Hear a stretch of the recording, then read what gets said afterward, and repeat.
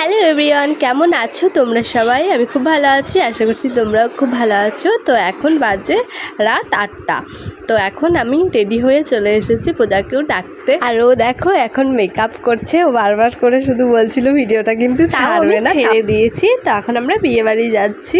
তো দেখো পাপা ক্যামেরাটা ধরে দিচ্ছি। বিয়ে বাড়িতে এসেই আমাদের পুচকুর সাথেই দেখা হয়ে গেছে প্রথমে।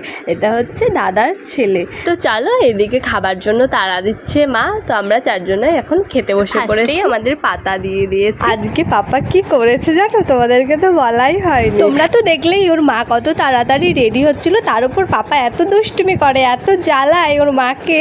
গোটা পাউডারের কোটোটা মাথায় ঢেলে নিয়েছে। আর তখন কি করবে বলো? রাগ ধরবে না? পুরো চুলটা সাদা হয়ে গেছে। না দেখলে বুঝতেই পারবে না পাপা এত দুষ্টুমি করে। তো চলো, তোমাদেরকে একদিন শেয়ার করবো পাপার দুষ্টুমির কথা।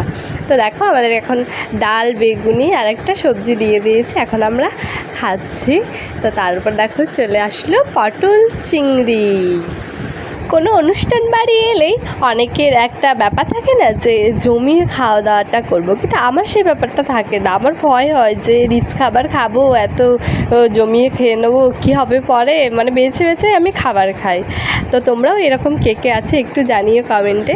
তো তারপর দেখো আমি খাচ্ছি। আমার থালাটা দেখলেই তোমরা বুঝতে পারবে যে আমি কীরকম করে খাবার খেয়েছি। কিন্তু বাড়িতে কিন্তু আমি খুব পরিষ্কার করেই খাই, কিন্তু ওই বিয়ে বাড়িতে বেশি বেশি করে দেওয়া যায়, ওরকম তো চাওয়া যায় না যে আমাকে বেছে বেছে দাও, ঝোল দিও না, মশলা দিও না।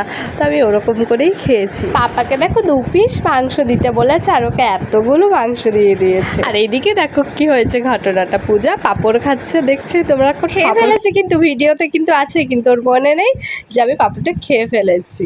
আর এদিকে দেখেছে পাপার ওর কাছ থেকে 1 পিস মাংস নিয়েছে মা তুলে, যে ও খেতে পারবে না, শুধু নষ্টই করবে, তার জন্য ওর মুখটা এরকম।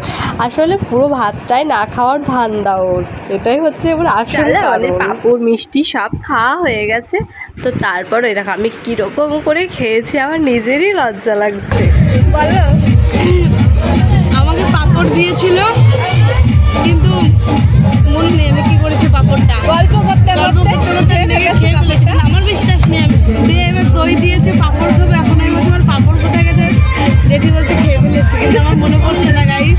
এবার আমি আদৌ খেয়েছি না, আমার এই পাশ থেকে ওই পাশ থেকে নিয়ে কেউ চলে গেছে, আমি বুঝতে পারছি না। ভিডিওতে কিন্তু আছে, তুমি কিন্তু পাঁপড়টা খেয়ে ফেলেছো। তো আমি দেখলে কেমন করে খেলাম, তারপরেও আমার ভয় হচ্ছে যদি আমার হজম না হয়। তো তার জন্য আমি একটু লেবু, নুন চেয়ে নিয়ে লাস্টে তারপর একটু গ্লাসে গুলিয়ে ওটা খেয়ে নিলাম। কারণ কি বলো তো, এটাতে আর পেট খারাপের সম্ভাবনাটা থাকে না। তোমরাও যদি কেউ জেনে থাকো অবশ্যই কিন্তু কমেন্টে জানিও। তো আমি কিন্তু এটা করি। খাওয়ার পরে জানো তো আর দাঁড়ানো যায় না কোথাও, এত অস্থির হয়ে যাচ্ছি গরমে। আর সেদিন খুবই গরম পড়েছিল, তাই আমরা খেয়ে দিয়ে একটু নাচ দেখে একটু ফটো টটো তুলে তারপরে আমরা বাড়ি চলে এসেছিলাম।